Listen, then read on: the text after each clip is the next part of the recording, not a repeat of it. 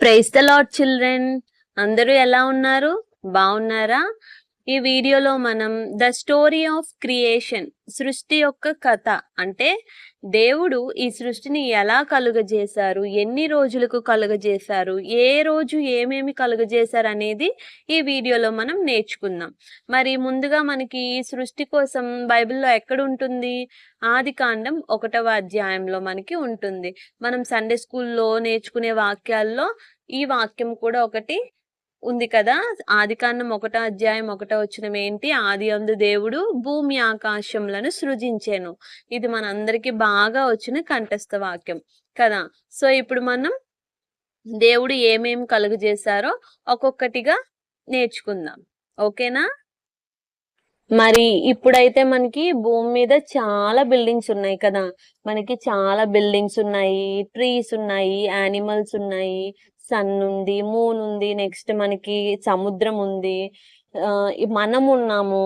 కానీ ఒకప్పుడు ఇవేమి ఉండేవి కాదనమాట. ఓకే, స్టార్టింగ్ లో అయితే అసలు ఏమి ఉండేవి కాదు. మొత్తం ఎలా అంటే చాలా చీకటిగా ఉండేది. నెక్స్ట్ మొత్తం అంతా కూడా వాటర్ తో నిండిపోయి ఉండేదన్నమాట.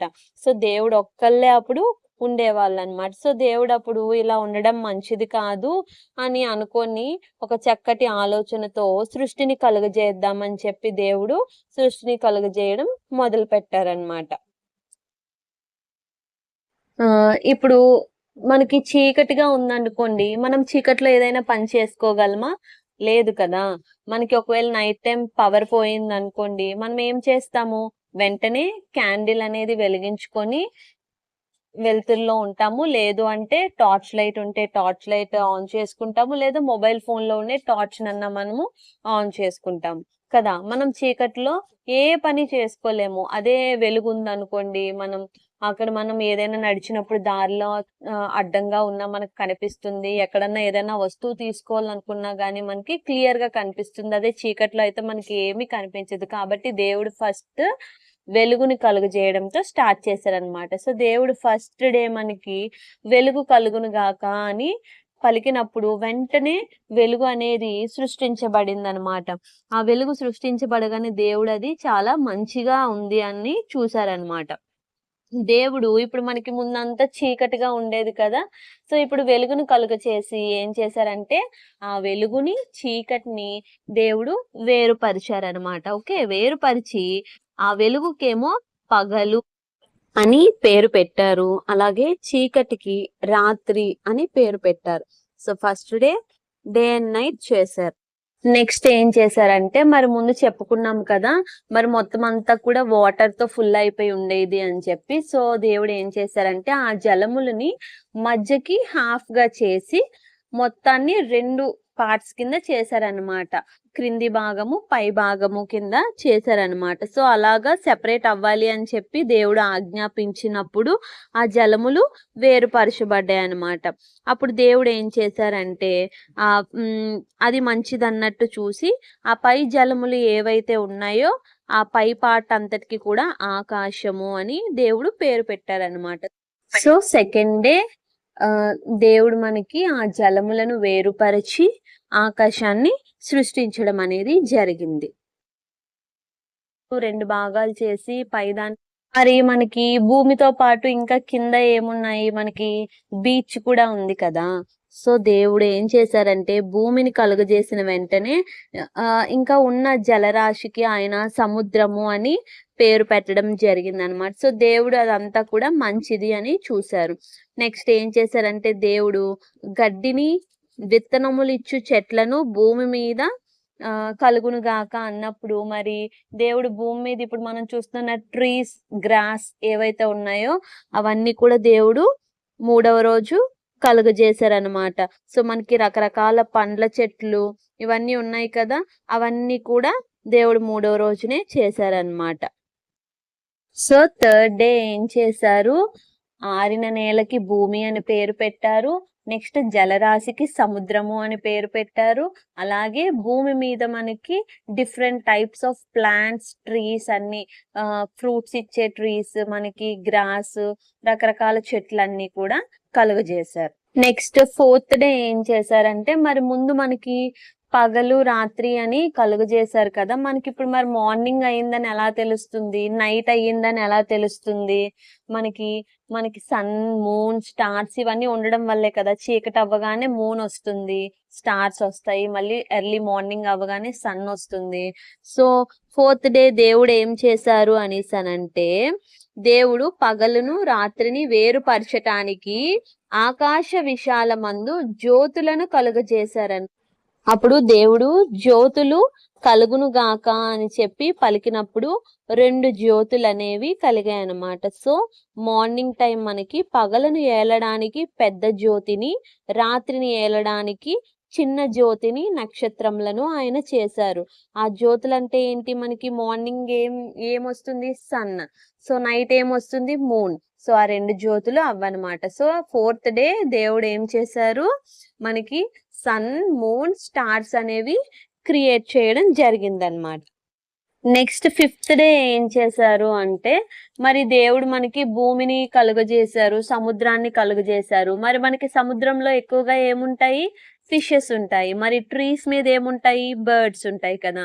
సో, దేవుడు ఏం చేశారంటే, రకరకాల పక్షులు వాటి జాతి ప్రకారము ఏవైతే ఉన్నాయో, ఆ రకరకాల పక్షులన్నీ కూడా కలుగును గాక అన్నప్పుడు మరి అవన్నీ కూడా వచ్చాయి. అలాగే సముద్రంలో రకరకాల ఫిషెస్ అనేవి కూడా రావడం జరిగిందనమాట. దేవుడు అప్పుడు వాటిని దీవించారనమాట. మీరు బాగా అభివృద్ధి పొంది మరి భూమిని విస్తరించాలి అని చెప్పి బర్డ్స్‌ని దీవించారు. మరి అలాగే సముద్రంలో కూడా ఏవైతే ఆ ఫిషెస్ అనేవి ఉన్నాయో అవన్నీ కూడా బాగా ఇంకా ఎక్కువగా అభివృద్ధి పొందాలి అని చెప్పి దేవుడు వాటిని దీవించారు.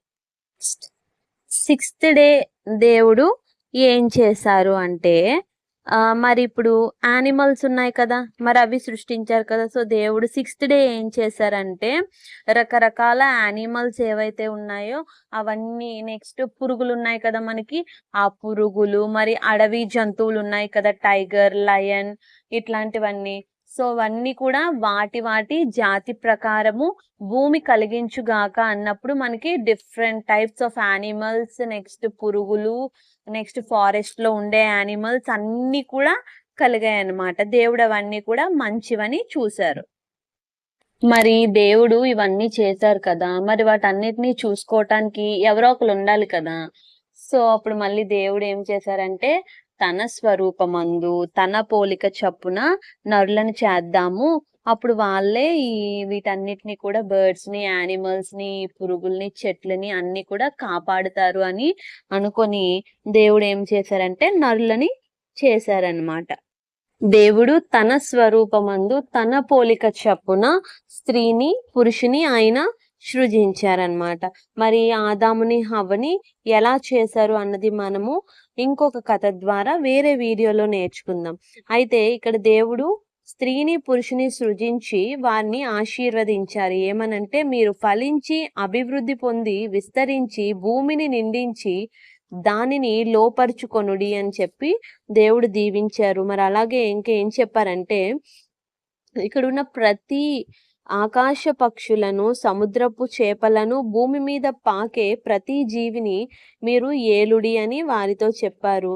అండ్ ఇంకా ఏంటంటే వారికి మరి ఆహారం ఉండాలి కదా తినడానికి. సో, దేవుడు ఏం చెప్పారంటే, ఇక్కడున్న ప్రతి విత్తనములిచ్చు ప్రతి వృక్ష ఫలములు ఇచ్చు వృక్షములను మీరు ఆహారముగా తీసుకోవచ్చు. అలాగే ఇక్కడున్న ఆకాశ పక్షులన్నిటికిని, భూమి మీద ప్రాకే సమస్త జీవులకు పచ్చని చెట్లన్నీయు ఆహారమవునని పలికారన్నమాట. సో, దేవుడు చెప్పినట్టు ఆ ప్రకారముగా జరిగింది. సో, దేవుడు తాను చేసినది యావత్తు చూచినప్పుడు అది చాలా మంచిదిగా ఉన్నది. సో, 6వ రోజు అలా ముగిసిందనమాట. సో, మనం స్టార్టింగ్ నుంచి మళ్ళీ ఒకసారి దేవుడు 6 డేస్ ఏమేం చేశారు అన్నది బ్రీఫ్‌గా చెప్పుకుందాం. మరి దేవుడు ఫస్ట్ డే ఏం చేశారు? ఆయన వెలుగుని కలుగజేసి, వెలుగుని, చీకటిని వేరుపరిచి, వెలుగుకి పగలనియు, చీకటికి రాత్రనియు పేరు పెట్టారు. నెక్స్ట్ సెకండ్ డే వచ్చేసి జలములను వేరుపరిచి, పై జలములకు ఆకాశము అని పేరు పెట్టారు. నెక్స్ట్ థర్డ్ డే వచ్చేసి క్రింది జలములను ఒక చోట కూర్చి, ఆరిన నేల కనబడుగాక అని చెప్పి దానికి భూమి అని పేరు పెట్టారు. అలాగే జలరాశులకి సముద్రము అని పేరు పెట్టారు. అండ్ నెక్స్ట్ భూమి మీద రకరకాల చెట్లను దేవుడు కలుగునుగాక అని చెప్పి పలికారు. నెక్స్ట్ 4th డే వచ్చేసి 2 జ్యోతులను కలుగజేశారు. పగటిని ఏలుటకు పెద్ద జ్యోతిని, రాత్రిని ఏలుటకు చిన్న జ్యోతిని కలుగజేశారు. అవే మనకి sun, moon and stars. Next 5th day వచ్చేసరికి రకరకాల పక్షులు, రెక్కలతో ఎగిరే రకరకాల జాతిగల పక్షులను, అలాగే సముద్రంలో రకరకాల చేపలను ఆయన 5వ రోజు సృష్టించడం జరిగింది. అలాగే వాటిని ఆయన అభివృద్ధి పొందేలాగా ఆశీర్వదించారు. నెక్స్ట్ 6వ రోజు వచ్చేసరికి ఆయన రకరకాల జంతువులను, నేల మీద పాకే పురుగులను, అడవి జంతువులను సృష్టించారు. నెక్స్ట్ వాటిని అన్నిటిని కూడా చూసుకోవటానికి ఒక స్త్రీని, పురుషుని కూడా ఆయన కలుగజేశారు. మరి 6 రోజులు కూడా ఆయన ఈ సృష్టిని చేసి అవంతా కూడా మంచిగా ఉందని చూసి ఆయన 7వ రోజున దేవుడు విశ్రాంతి తీసుకున్నాడు. సో ఈ కథ ద్వారా మనం నేర్చుకోవాల్సిన నీతి ఏంటి అంటే, మన దేవుడు సర్వశక్తిమంతుడు. అలాగే ఇప్పుడు ఉన్న సృష్టినంతటిని కూడా కలుగజేసిన గొప్ప శక్తిమంతుడు. కాబట్టి దేవుడు ఏ విధంగా అయితే మనకి వీక్ లో ఎన్ని డేస్ ఉంటాయి? 7 డేస్ ఉంటాయి కదా. సో దేవుడు 6 డేస్ ఏ విధంగా అయితే తన సృష్టి అంతా కూడా చేసి 7వ దినాన విశ్రాంతి తీసుకున్నారో, మనకి వారంలో ఎన్ని పనులు ఉన్నప్పటికీ కూడా స్కూల్కి వెళ్ళిన వాళ్ళు స్కూల్స్, కాలేజెస్, డ్యూటీస్ ఏవైనా కానీ మనకి ఏ బయట పనులున్నా మరి 6 రోజుల్లో మనం ఆ పనులన్నీ కూడా చేసుకొని 7వ రోజు మనల్ని సృష్టించిన మన సృష్టికర్తని ఆరాధించడానికి మనం 7వ రోజును విడిచిపెట్టాలి. సో కాబట్టి పిల్లలు మీరంతా కూడా కంపల్సరీగా ప్రతి సండే స్కూల్కి, చర్చ్కి వెళ్ళి అక్కడ ఎన్నో పాటలు నేర్చుకొని దేవుణ్ణి ఆరాధించి ఆయన ద్వారా ఆశీర్వాదాలు పొందుకోవాలి. ఓకేనా? మళ్ళీ ఇంకొక కథతో నెక్స్ట్ వీడియోలో మళ్ళీ కలిసి ఒక కొత్త కథను మనం నేర్చుకుందాం.